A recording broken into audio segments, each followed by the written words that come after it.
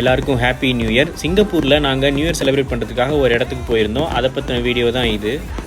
Iconic celebration வந்து மெரினா பேல தான் நடக்கும். பட் ஆனால் நாங்கள் அங்கே போகல. வீட்டு பக்கத்துலேயே ஒரு இடம் இருந்துச்சு. ஸோ அங்கே போகலான்னு முடிவு பண்ணிட்டோம். பஸ்ஸில் போனால் 4 ஸ்டாப்பிங் தான். ஓல்டு பூன்லேயே தான் அந்த பிளேஸு. நானும் என் ஃப்ரெண்டும் மட்டும்தான் இந்த செலிப்ரேஷனுக்காக போயிருந்தோம். பஸ்ஸை விட்டு இறங்கினதுமே சீரியல் பல்புலாம் வச்சு அந்த ஏரியாவே நல்லா டெக்கரேட் பண்ணியிருந்தாங்க. பார்க்கவே நல்லா இருந்துச்சு. எங்களை மாதிரியே எல்லோரும் அந்த நியூ இயர் கவுண்டவுன் போடுற இடத்துக்கு தான் போயிட்டு இருந்தாங்க. செலிப்ரேஷனுக்கு தேவையான சின்ன சின்ன அந்த திங்ஸு, அப்புறம் ஐஸ்கிரீம் இதெல்லாம் விற்றுட்டு இருந்தாங்க.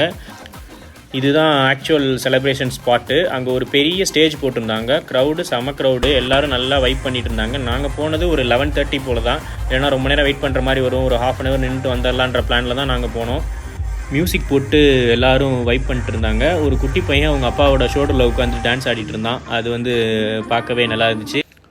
அப்புறம் அவங்க பூன்லே அஃபீஷியல்ஸ் கொஞ்சம் நேரம் பேசிவிட்டு எல்லாேருக்கும் ஹாப்பி நியூ இயர் அவங்கவுங்க லாங்குவேஜில் சொல்லிட்டு இருந்தாங்க. அதுக்கப்புறம் ஃபைனலி வந்து லாஸ்ட் மினிட் வந்துருச்சு. கவுண்ட் டவுன் போட ஸ்டார்ட் பண்ணிட்டாங்க. எல்லோரும் வந்து அட்டென்ஷன் வந்துட்டாங்க.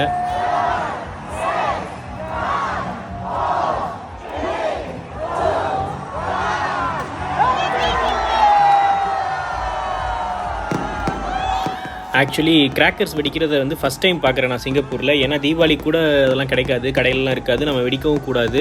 பட் ஆனால் நியூ இயருக்கு வெடிக்கிறத வந்து பார்க்கும்போது நல்லா இருந்துச்சு.